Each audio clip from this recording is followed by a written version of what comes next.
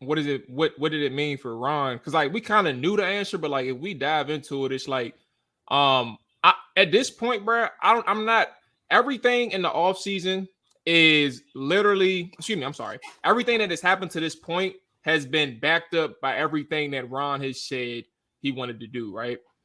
He wanted to start. He wanted to start Sam.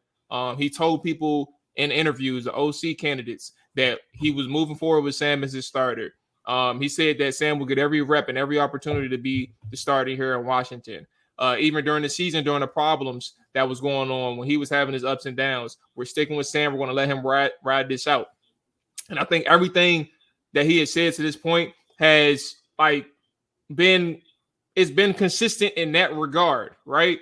But when you bench Brissett, I'm sorry, when you bench Sam Howell, at that point things change because now you're evaluating a bigger perspective, right? You're not just looking at everything that he said. Is more so deeper from the standpoint of like every action has consequences. Every decision has consequences. So when you look at every single thing that he has done to this point, Ron Rivera, and every decision that he has made, this is where you get to the point of Sam looking shaken, Sam looking broken. Things he's reverting back to what he knows, which are bad habits. Like those are the consequences of a person who decided, yeah, I'm gonna stick it out with Sam, or we're gonna give Sam every opportunity. But he don't know on the other end of this, like what the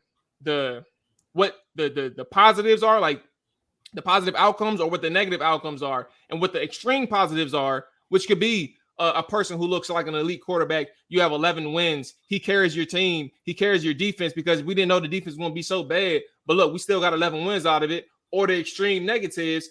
This man can't even see what's going on right now. He can't process the defense. He can't process what he's going on like post-snap or pre-snap. He's looking shaken. He's scrambling out of empty pockets. Those are the extreme negatives.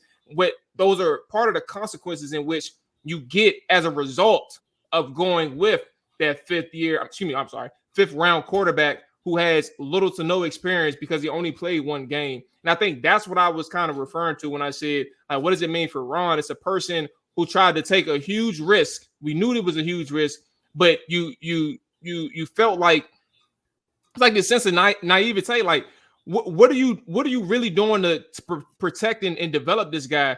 Like from your standpoint, because development doesn't look like a person who regresses towards the end of the season, regardless of what type of defense he's facing. Like, what is the offensive coordinator doing? What is the head coach doing? And I think that is, from a Ron perspective, one of the worst things he could have ever done.